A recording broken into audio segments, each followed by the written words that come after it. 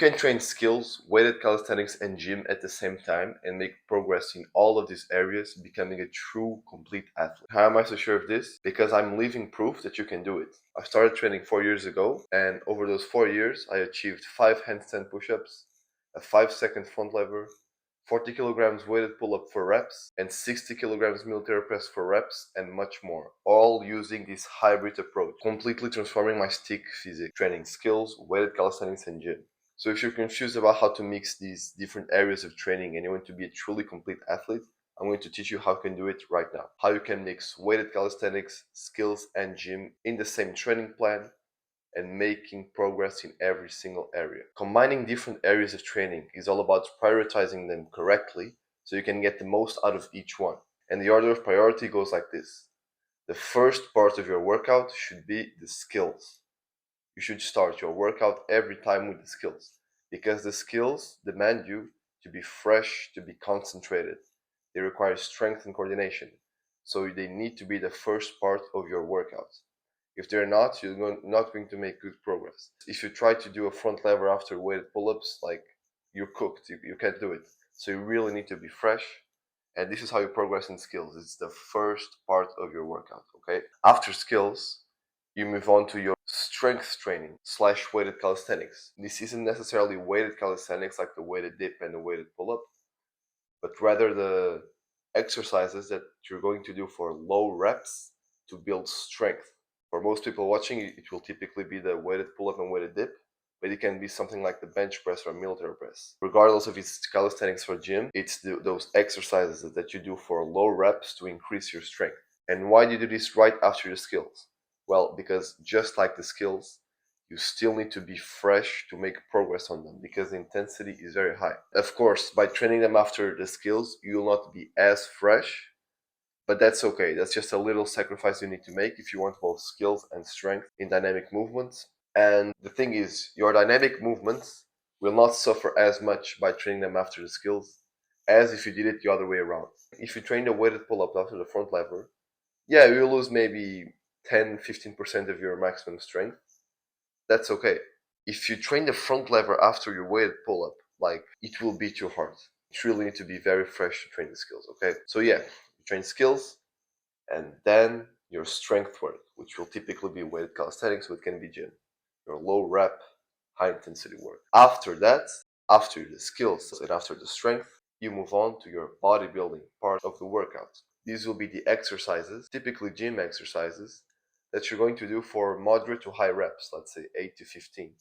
And again, it doesn't have to necessarily be gym exercises. This can also be where you do weighted pull-ups for high reps. It's the exercises that you're going to do for high reps with the main focus of building muscle mass. Why is it the third thing in your workout? Well, you're already a bit tired from the skills and the strength work, but it will not take as much out of you, because now you just need to do moderate to high reps. The intensity is not very high. So even though you're already tired from doing the low reps and the skills, you can still easily get 8 to 12 reps on an exercise and build muscle. If you did it the other way around, by training your muscle, let's say your bodybuilding part of the workout first, it will be a great hindrance to your strength and skill work. So this is why you follow this priority, okay? So this is the hierarchy. You train skills, and then your strength work, and then your bodybuilding. If you follow this priority, you can make great progress in all of these areas. Now, your exact program will depend on your goals and personal preferences. If you right now you're more interested in skills, you should train them very frequently. I would say 3 to 4 times a week. And then you do your strength work to keep increasing your strength once a week or once every 6 days.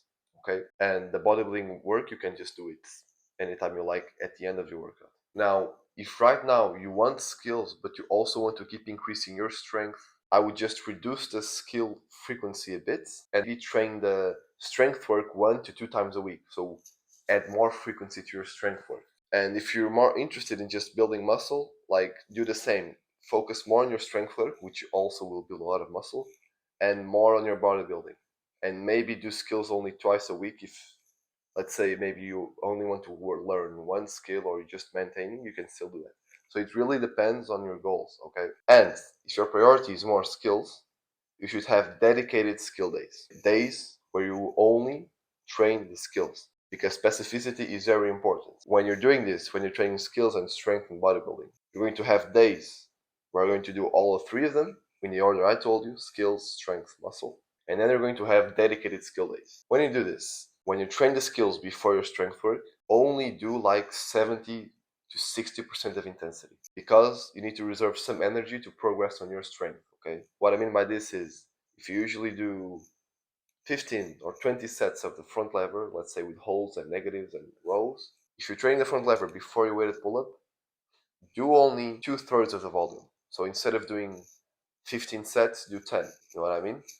Because this way you can still progress on the skills while reserving some energy to make progress on their strength. On the other hand, on the dedicated skill days, just keep training them with full intensity, like 100% intensity. This form of periodization will allow you to progress both in skills and strength, because you're regulating your energy. Okay, because if you go on 100% intensity on the skills, it will be a hindrance to your strength work. So this is the best way to go about it. So this is how you can mix skills, weighted calisthenics, strength, and bodybuilding or gym training all in the same program and make progress in everything. And if you want the exact program with the exact training strategies and training and progression methods and all the skills, the link to my program is in the description.